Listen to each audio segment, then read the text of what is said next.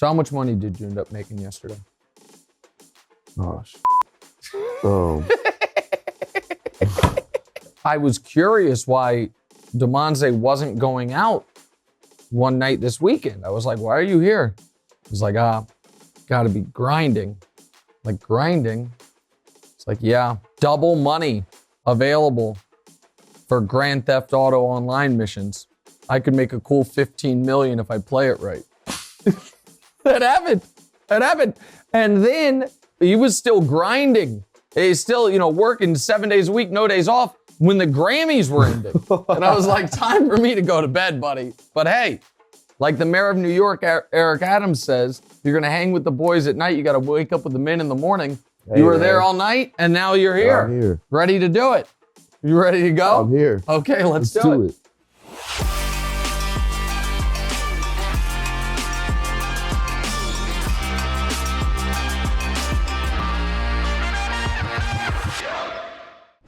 Welcome into What's Right with Nick Wright, episode number 7. This one might be our very best one yet. We have a ton to get to, but as we always do on this show, we have to start with what we're not getting to, not on the show today. The national championship game, not because I don't care about it, but because we are recording a few hours before the national championship game, so we're not able to talk about it because you're going to be watching or listening right after the national championship game. We're not getting to the 11 seed terrible Lakers losing their 6th straight game, and we're not getting to production being paused for Bad Boys 4. Those are the things. How convenient. Hold on a second. How convenient the Lakers losing streak isn't making the show. How convenient that you start talking before you've even been introduced. Hey man, I'm just calling it out. You got a little, this Damonza, this is my son. He's the sidekick of the show. But as you might be able to tell, he's already trying to make himself the co-host of the show where he just opens up his mic. He's like, hey, let me jump in before I've been introduced. Listen, the Lakers not making the show is not convenient for me. I obviously would love to talk about the Lakers. I don't stack the show. I'm not in charge of these things. And if you are the 11 seed and just terrible, you can't make the show. So why don't, instead of you alleging nefarious things, and you can look up nefarious during a commercial break, why don't you tell me what we are actually talking about? You know what we're starting with. Okay. You're back and forth with Kevin Durant. What happened? Oh, I had forgotten about this. This was 5-6 days ago. Okay. So let's walk. Let me paint this picture. I'm at Barclays with seats I purchased, paid a little bit too much for, but as I tweeted, and this isn't even the tweets that caused the controversy, kids always remember, sporting event, no matter how expensive the tickets, they're free if you bet on the right team. So your mom and I were there, Damonza. We had second row seats to watch Giannis, the best player alive, hit the dagger 3, then hit the free throws and beat the Nets. So I tweeted, I legit feel for KD. He was second best LeBron for a decade. The moment he might have passed LeBron, Giannis passed him. Second player out of high school, second pick in the draft, second best player in the NBA for life. Legit awful luck. So KD says, and don't show the next tweets yet, because if you're watching, we're showing them to you. If you're listening, you just follow along. Don't feel bad for the God. Life has been incredible, little Nicky. So I see that this is like 28 minutes after the game ends, KD fires off this tweet. Now, let me defend Kevin Durant here. My tweet was mean. There is no way around it. It was mean, and it was meaner, I think, than most people understood, but KD understood. Because 10 years ago, Kevin Durant was interviewed by Sports Illustrated, and the cover was KD, and the quote was, "I'm sick of coming in second." And he said, I was the second player out of high school. I was second pick of the draft. I was second in MVP voting, and he had just lost in the finals to LeBron. So I know this is something that actually has got under his skin. Has been a thing with him, but I just couldn't resist. It was a mean tweet, but it was a good tweet. However, I also then could not resist more. Now we can show the next series because KD, if you noticed, he said, don't feel bad for the God. The God and little Nicky were my two takeaways there. So I said, honest question before bed, if KD's a God, what does that make Giannis? And he says, a God, just like you are, but you'd rather be a peasant. So there's a lot to unpack here. But first of all, it also should be noted that I didn't just, take my win or my loss, depending on how you like it. A couple days later, KD scored his career high 55 against the Hawks in a game the Nets had to have, but they lost. And I sent another one saying, even on a night KD gets his career high, he still comes in second, tough times. So listen, I'm needling Durant. I have no problem with Durant coming back at me. But I also don't think anything, while it was mean, I don't think anything I said there was out of bounds. I also think there is an interesting window into Durant on a number of levels. One is, it's less than 30 minutes removed from the end of a game that was a critical loss for them against the Bucks. And he's not only already on his phone, but I didn't even tag him in those tweets, and he doesn't follow me. So either it's been sent to him or he's searching or whatever, and he's already firing on Twitter. The other interesting part of it, and listen, I'm gonna hit the clock today. If you're watching, we only have 7 minutes left. For the first time, I'm actually gonna hit the clock, even though I'm going long in this first segment. I'm gonna start hitting the clock correctly, so I've got to go faster. But the other interesting part was, KD low-key complimented me there. Because he said, I could be a god, but I choose to be a peasant. Well, it's crazy. So, Mom was actually on his side. Oh, yeah. So pretty crazy to me. Yeah. So Damonza is correct about this. And I don't know if we have these tweets to show you, but when Damonza says mom, that's obviously his mom, my wife. She's sitting next to me in the car ride back from the stadium, sees my tweets and tweets, I'm not a part of this.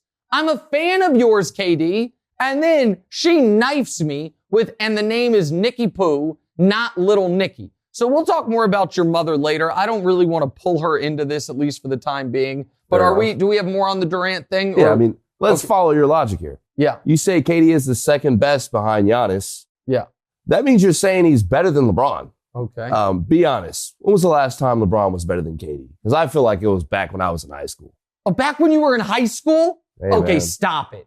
There has never been a moment prior to this year, maybe one could argue last year, but KD was banged up, that KD's been better than LeBron. The idea that KD was better than LeBron when they were in Golden State, I understand KD won those championships. Does anyone in the world think that if KD and LeBron switched places and KD was on those Cavs teams and LeBron was on the Warriors teams, those finals would have gone any different? No, the only difference would have been in 2018 when it was LeBron, Kevin Love half the time, and Jeff Green, no Kyrie. That if that was KD there in place of LeBron in 2018, there's no chance those Cavs team make the finals. But yes, right now KD is better than LeBron, as is someone whose name is on the screen. Well, two people's names are on the screen, which I think we're going to get to right now. Looks like two of my favorite players. What's up? Speaking of Giannis, yeah, you made a finals prediction Sunday. Yeah. Giannis's Bucks versus Luka's Mavs. Yeah. That's a lot of respect for a guy who's never even won a playoff series. Yeah. Why do you believe Luka, some role players, and Jason Kidd can beat Phoenix and Golden State? Because I saw the closest, the player whose game most closely mimics Luka, I saw him do it 15 years ago. Now, you're too young to remember this, but you were with me watching the game when this was all happening.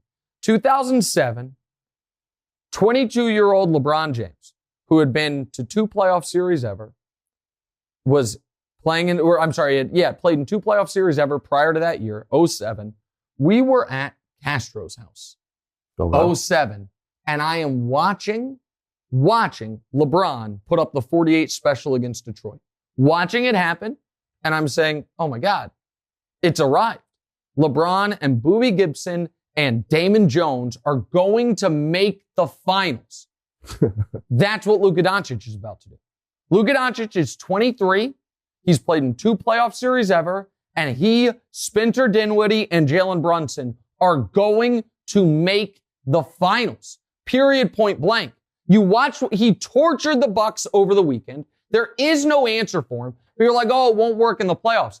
Luka, in his career in the postseason, 34, 9, and 10. And keep in mind, midway through one of those series, Marcus Morris maimed his ankle, and he was injured for it. He still averaged 39 and 10 for that series. Last year, averaged 36, 9, and 10 for that series.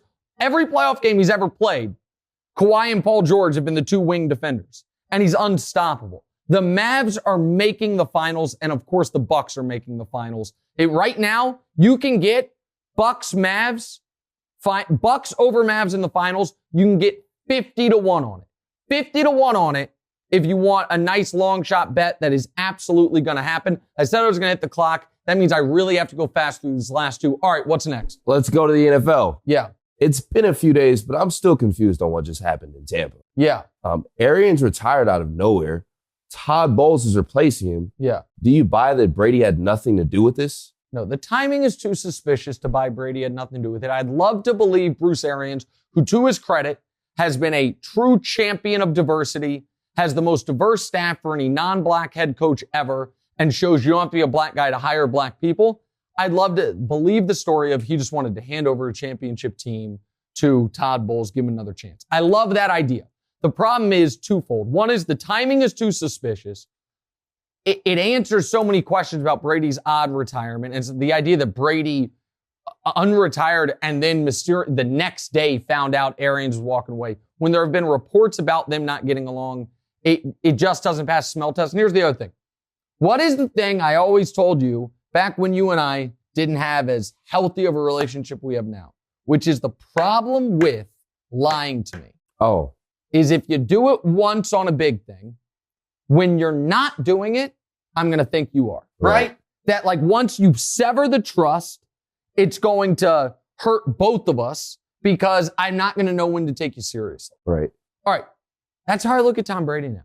Sorry, man. I can't believe you. Your sham retirement was a sham retirement. The idea, you never intended to be retired, and you told me no, it was real. So now when you're like, no, I love Bruce, I'm sorry, you lied to me too recently. I can't do it. All right, I said I'm going to make the clock. I got 45 seconds. Read this fast. Go. Quickly on to my favorite subject, golf. Oh, yeah. Okay. Tiger says he's a game time decision for the Masters. Yeah. No idea if he'll play. Yeah. If he's still not sure if he can, doesn't that mean he shouldn't play? And as a Tiger fan, do you even want to see him play if he's not 100%? Of course I want to see him play if he's not 100%. It's the Masters. He's going to be splitting fairways at Augusta. He's playing. I already bet him at 80-1. 80-1. I put $500 on Tiger at 80-1. Wow. Just so you know, the 500 times 80, you can grab your phone calculator, but the answer is 40,000. $40,000 coming my way when Tiger gets green jacket number 6. That's the clock. Hit that buzzer. We'll be right back.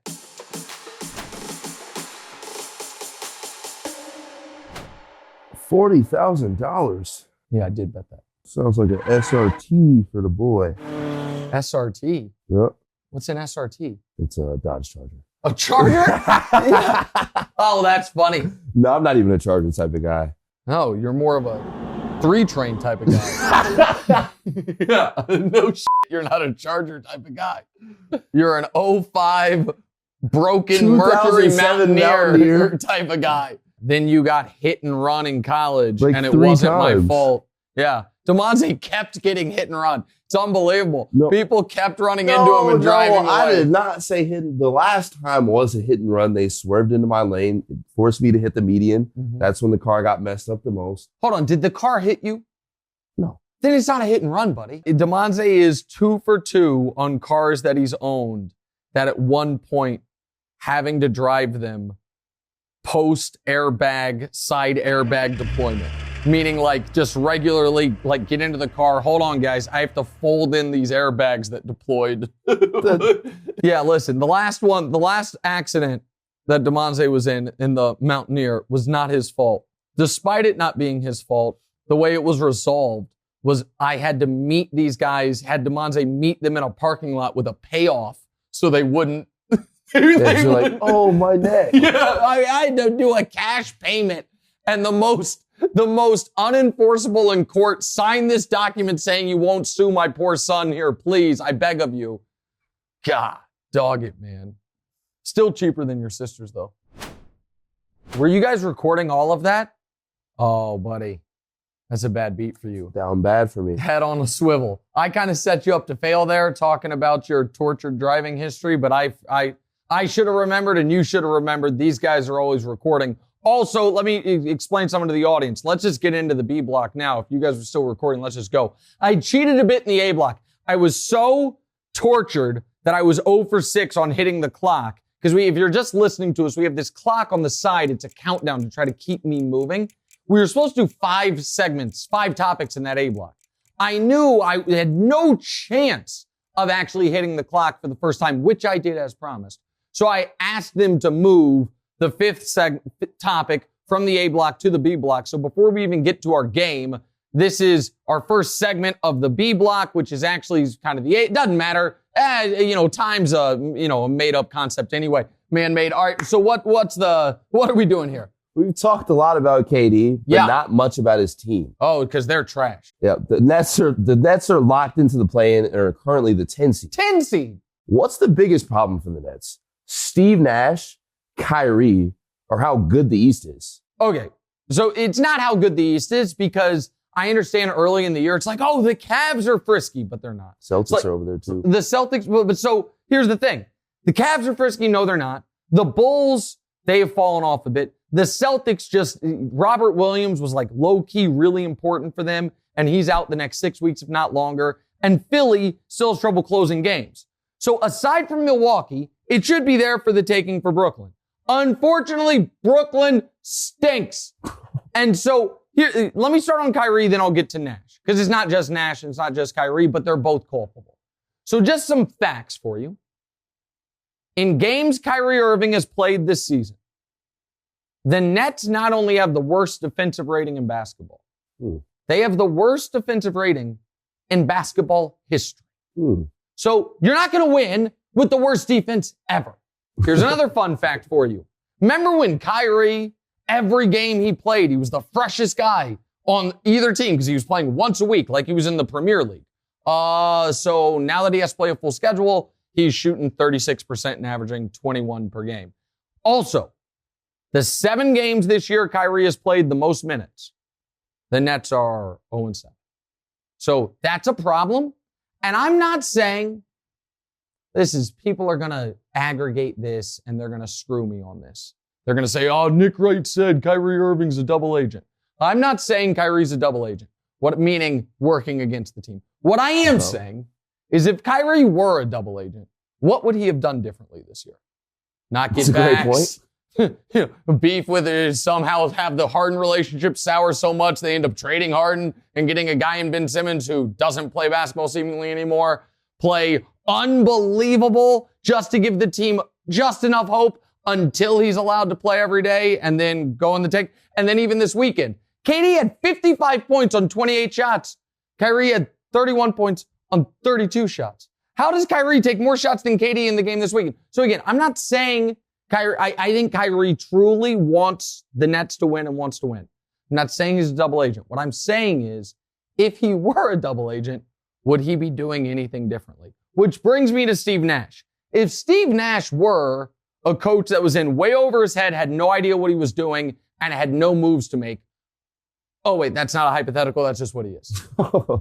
I mean, listen, Steve Nash, a nice guy, but hiring a fan, which is what he is essentially, to coach this team. Damonza. A fan? Yeah. He could have picked someone out of the stands at Barclays. We could have picked the whammy guy, the old man who stands behind the baskets at Nets games and tries to put the whammy on the free throw shooters. He wouldn't be doing worse than Nash. Not every fan wins an MVP. Not every fan wins an MVP. That's fair. No. And by the way, Steve Nash, with the way Patty Mills is playing, his best contribution to the team might be if he could suit up. Certainly wouldn't hurt their defense. I mean, the worst defense ever. But so there are little small things that if you watch the Nets, you're like, oh, okay, they don't have a coach. It's not they're poorly coached. They don't have a coach. So here's one of them. On free throws, when the other team is shooting free throws, you know who very often lines up on the low block, the rebounding position? Kyrie. Yeah. You know why? Because he wants to. You know whose job it is to be like, hey, buddy, go anywhere else, but you're the smallest guy on the court. You probably shouldn't be in defensive box out position. The coach. But Nash ain't going to do that. So no, the Nets are... He's a player's coach. Yeah, a player's coach. Yeah. He's a player who happens to be coaching. There's a difference. So, yeah. So it's all of the above. No depth, no defense. no home court advantage, the whole thing. They are sunk, man. They might not get out of the play-in, and if they do, the Heat or whomever's the 1 seed is going to absolutely annihilate them. See, that's why I had to push this little Nets talk to B block, because I said 5 solid minutes on it. All right, let's go quickly. We have a game to play. The game is called This or That. More Durant. I feel like we've had enough Durant on the show, but go ahead. What are we starting with? KD's best dunks on you or on the court? Okay. Well, on me, I would say no. But if it's on the screen, you a little editorialized there. You said on me. On the screen, it says on Twitter. KD's not a great dunker. He's a great player, but his obvious best dunks are on Twitter. I mean, he goes after everybody. Do you guys remember when he and Stephen A? You probably don't remember this, Damonza. You have to, after the show, you have to Google this video. It's the funniest Stephen A's ever been on television, and Stephen A is funny a lot. But KD and Stephen A got into it somehow, and Stephen A one day at the end of First Take turned right into the camera, and he's like, Kevin Durant, I'm warning you. You don't want these problems. I know people. It was like, it almost felt like he was threatening him. It was really weird. But KD's come after me. He's come after Shannon. He's come after Skip. He's come after Stephen A. Like, he's come after random kids through burner accounts. He's better dunking on Twitter than he is dunking in the game. Okay, all right, what's next? The Rams reminded you of a dynasty in the making or a guy maxing out credit cards? Okay, so the answer is a guy maxing out credit cards, but that's not necessarily a bad thing. Little life advice, courtesy, my buddy Laszlo, who is the best radio guy I've ever known.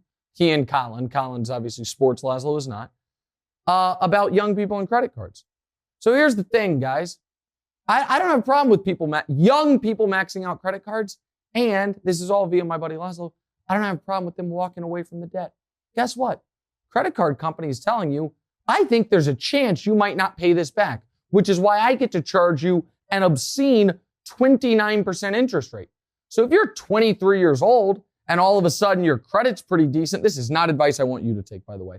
Credit's decent. You're like, man, I'm getting my first apartment. I have no money, spending all my money on rent. I need to furnish it with nice stuff. Well, you know what? Take all those credit cards. You furnish your place. Try to pay it back. But if you realize you can't, they made a bet. They bet you, they hoped you would. They knew you might not. But now guess what? They ain't taking the stuff back. Now, is your credit going to be ruined for 7 years? Yeah. So you're not going to be able to buy a house for 7 years. Okay, big deal. By the time you're 30, you get to start over. So I have a problem with people maxing out their credit cards. How does it apply to football? Here's how it applies to football. The Rams are saying we might be screwed in 2025. They don't care. They want to lounge on a nice sofa. They want to have Bobby Wagner there. They want to enjoy today at the expense of tomorrow. I actually don't mind that approach in life or in sports. All right, what's next? Frank Gore, Hall of Famer or no way? Oh, so Frank Gore, he has compiled enough that he is a Hall of Famer. That he's a compiler, but such an epic compiler that he makes Hall of Fame. If you're top 5 all time in rushing yards, you get to be in the Hall of Fame. Like, I am totally okay with that. I think that's right. And I think he's going to be a Hall of Famer. You can get into the Hall of Fame via compiling, similar to Craig Biggio. You just have to be an all-time great compiler, which Frank Gore is. So I'm okay with him being in. Like, to me, was he ever as good for 1 year as Chris Johnson? No. But is he a more deserving Hall of Famer than Chris Johnson? Of course. So I'm okay with Frank Gore being a Hall of Famer. All right, what's next? Yeah. More believable, DK Metcalf's diet or DK Metcalf trade rumors? Oh, listen, I think it's definitely, the diet is not believable.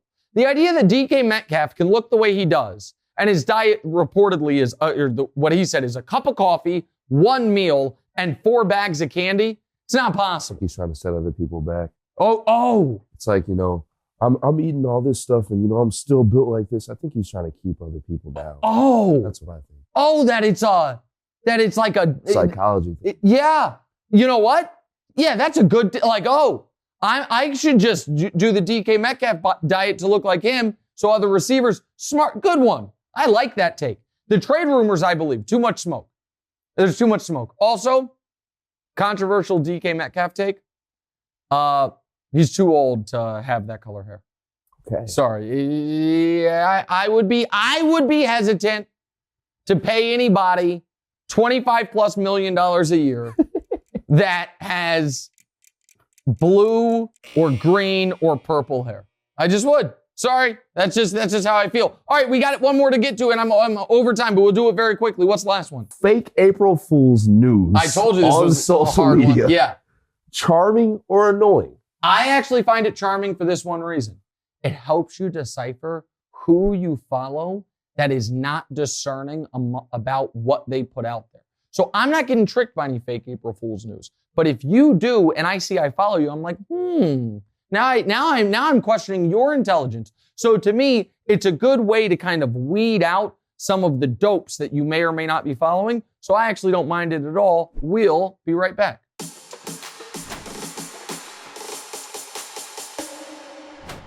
All right, welcome back in. Final segment of the show. This is episode 7 of the What's Right with Nick Wright podcast and YouTube show. Please like, rate, subscribe, review, do all of those things. As is almost always the case, they don't tell me what exactly we're talking about in this final segment. Damonza and the producers talk together and figure out what we're doing. So, Damonza, what are we doing here?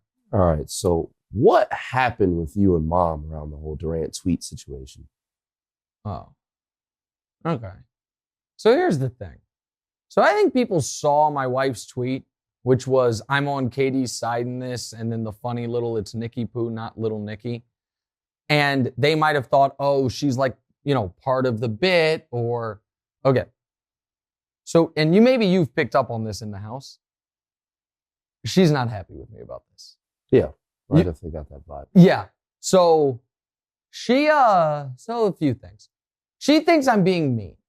I would argue that I can't really, in fact, what she said is I'm being, quote, a bully. Now, let me ask you this. Do you think it's possible for me, Nick Wright, according to Kevin Durant, a peasant? Can a peasant bully a god? Let me ask it that way. Is it even possible? I'm a peasant. He's a god. Is that possible? If you're going by those terms, no, I don't think there's really a way that you can bully Kevin Durant. Hold on. It sounds like you might have an issue with this too. No, I don't have an issue with it. I'm a fan of KD. I like his play style, but okay, you know what? You're being nice here, and I appreciate that. Let me tell America something. My whole family's against me on this.